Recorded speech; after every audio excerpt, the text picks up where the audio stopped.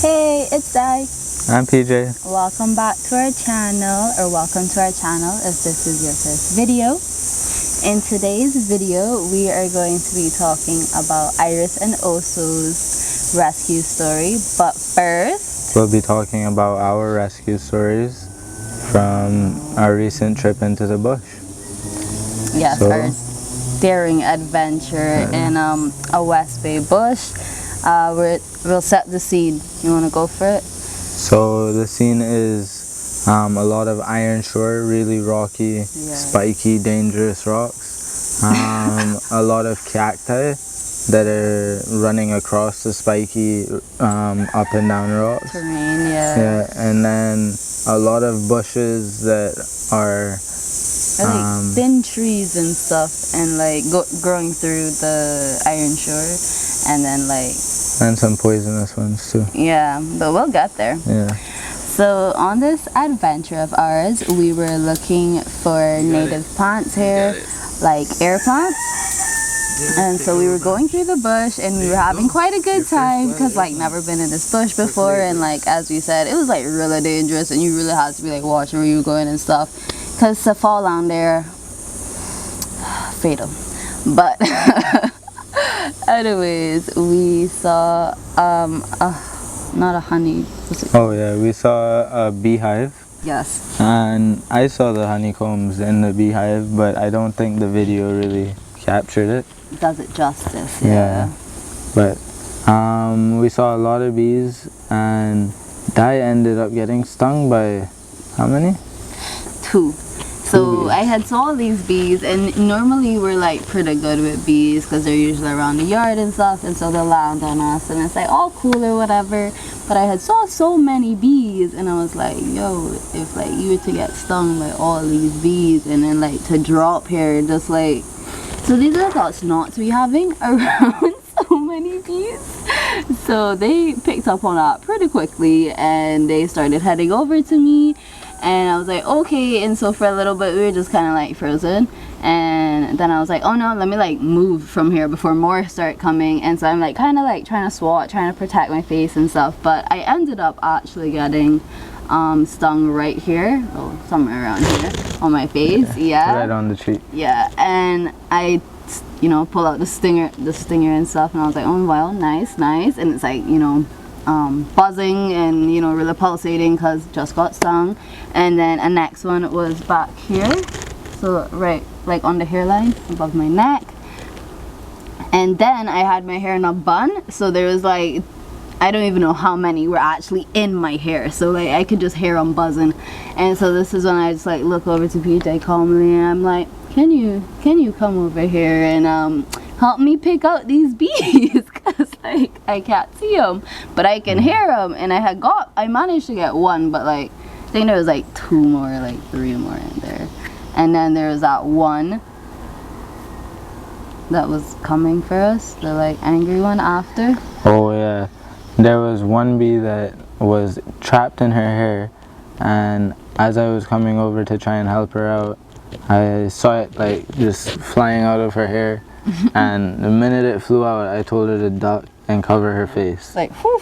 And we did that, but even still, when I had my face covered, the bee flew underneath, like right towards my face. So I was like, oh my god, it's coming for me. But luckily he never got stung, and I managed to get out there only 2 stings, which is actually pretty good considering the amount of bees. Yeah.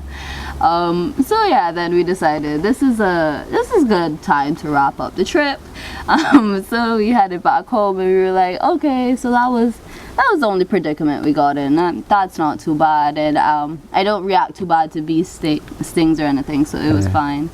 But then we noticed that I had a few bites that we had thought on the back of my hand, and they had looked like spider bites. So at first we thought it was just spider bites, and then 2 days passed or so, or a day, and immediately it was like spreading. Yeah. And so I was a bit concerned, and I searched it up, and Google told me that it was scabies, and I was like, I do not want scabies. But if you know what scabies is, or you've dealt with scabies, bless your soul, because We read that and oh man, shivers down our spine. We were like, no, we gotta take you to the hospital immediately if that's what that is. Because I don't know, that just sounds so disgusting. Sorry.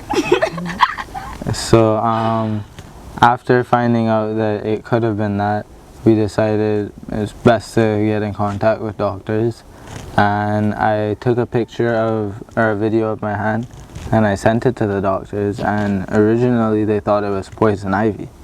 And so when they said that, I searched it up and it looked exactly like poison ivy. So I was like, I didn't know we had poison ivy on island, but it's a cool way to find out. So we end up going to the hospital, waiting for a while because of COVID, and then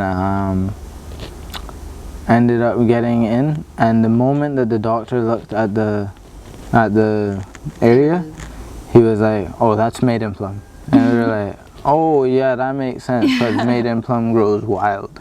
Here, yeah, it's something that you like warned about as a child, to like not rub up against it or like touch it, or especially like the sap and stuff, because people tend to have such a bad reaction to it.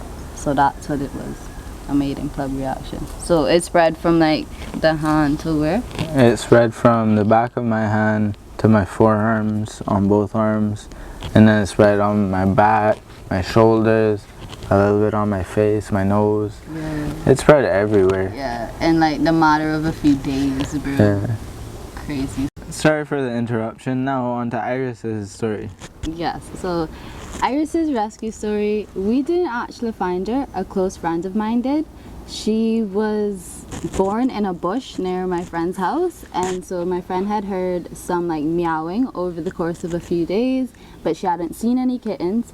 But one day she goes out into the backyard and there's this little kitten just in the grass meowing for her life, basically.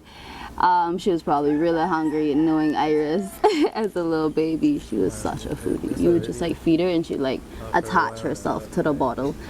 But anyways, so she had found her, but the day before we were at the beach and she had asked me if I had wanted any more pets, right? I was like, nah, we're at 8 pets, I think we're good, you know. We only had Veronica as a cat, but I was like, I think we're good, you know. No more pets. But then that night she sent me the picture of Iris because she had found her, and I was like, oh wow, I mean, she's cute. And then I showed it to PJ, and PJ fell in love with her right from the moment he saw her. He was like, tell her we want her. And I was like, what? And he was like, tell her we want her. And I was, because she had said it was a girl. And I was like, oh wow, okay. For the first time, someone else actually had wanted to get a pet. It wasn't my idea to get the pet. It was like, this is a winner. He says, let's get the cat, let's get the cat. So the next day she brings her over, and she's the smallest little thing. And so we kind of assumed she was a runt because she was so small, and she was like the first. We had thought to like get left behind or something, but really she could have like ran away knowing her. Well, I thought that mom had died. Well, there was a dead cat in the road too that had kind of been similar to the color. I think it was like an orange one, and Iris has some calico. Yeah, so it could. And the others were calico. Yeah, the other ones were like pure calico, except her sister, who was like a little mix with her too. But we don't know if their mom had died or if they did have a mom, because she did see them with another like mother figure, but that doesn't mean that was their mother. But who knows? We don't really know like how she came to end up to be in her yard, but we ended up with Iris like that. And then on to Oso's story. So Oso was actually found in a fence, stuck in a fence. Yeah. So he was crying out for 2 days, maybe 2 or 3 days before we went and got him. And it was right in between all 4 properties around us. And how it was, I had to like go up on the fence and climb over to him. And the first time I went, I couldn't actually hear him, or I couldn't actually see him, but I could hear him clearly. So I knew there was a cat there. Yeah, but it was nighttime, and he's black anyways, so I wouldn't have seen him. Yeah. But the next day, I heard the crying again, and I went back, and he was in the fence, stuck in there. and he was kind of trying to move out, but not too much. He was really just stuck there, just crying. And Hunger, malnourished, yeah. lonely, like realizing he's stuck, can't go anywhere. Like, and did you say he had kind of sound like he was going to be giving up? Yeah, it was like before he had a lot more effort in it, but these ones were just like last. Basically, because I mean it had been a while too. I guess we had just thought like it was a next cat that was like around just meowing, because there are cats that talk so much around here. So yeah, but that wasn't the case. He was stuck. Yeah, and then so after seeing that he was stuck, I tried to pull him from the fence, but the fence was too tight. So I ended up having to call Dai and let her know that I wasn't gonna be able to get him out of there yet, and she asked her dad if he could bring a wire cutter, and he said yes, and he came over to help get out Oso out of the fence. And so both of us ended up working together to free Oso from this fence, and when we did, we saw on his belly he had a proper scar. It was like a scab and everything around his belly. Just like kind of close, like how it had been squeezing him. Yeah, because he must have been getting a little bit bigger, or it must have just been that tight. But something about it just cut his belly, and after a while he started to heal up, and now he just has a scar from it. And then right there, and like only right there, has grown white hair. Yeah. Everywhere else he's black, but right there on the scar it's white hair. And I think he actually has a little patch back here that's white too. Oh, okay. But that might have been another cut. So Who knows? Yeah. It's really cool though. And it was so cool because say hi to our leaf friend from our avocado tree. That's how we're cooling down our camera right now. It's like in a teepee form. It's great stuff. But also when we first got him, we thought that it was a girl, and so originally it was Osa, and I had told my parents that we were gonna keep it if it was a boy, and if it wasn't a boy we were gonna give it away. But really and truly we knew we were gonna keep it. I mean, we had just found it. Could you push it back up, dude? We had just found this kitten, so we were like, we deep down knew we were going to keep the kitten. But I had a dream that it was actually a boy, and I kind of just like, nah, it's a girl, I know it's a girl. And then I had another dream again that it was a boy, so I was like, might as well I just like check it out, right? And then when I check it out, he's actually a boy, because there's like a spacing between the two holes, as PJ said. The first time we recorded this, because we didn't get the audio that first time. But anyways, the spacing between the holes, and then we realized it was a boy, and it was just like so mind-blowing, because I had wanted a boy so bad that we had went to Humane Society and everything. I had gave him my number, and I was like, yeah, I'm really looking for a boy, you know, number 10, but I really want the boy cat. But then we ended up rescuing him, so. And he turned out to be a boy, which was crazy, because originally we thought it was a girl, so. Absolutely. So good thing we kept her. Yeah. We were going to anyways, but it was like really cool to have that like transition, because like we didn't know right away. Yeah. So that was really cool. But those are our stories. Yep. So thank you guys for joining along with us for those stories. We hope you enjoyed.